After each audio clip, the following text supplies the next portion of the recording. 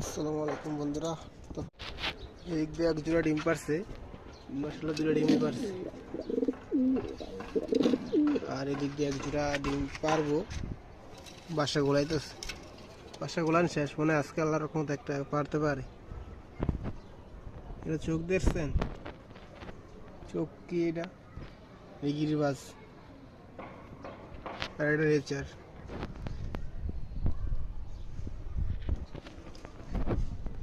আর এদিকে বাচ্চাগুলো রোদে দিছি, বাচ্চাগুলো রোদে দিলাম, দিয়ে দিই নেই না আমাদের মনে হচ্ছে।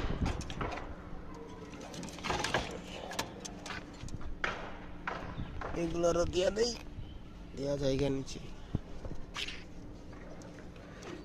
যা ভালো থাকিস।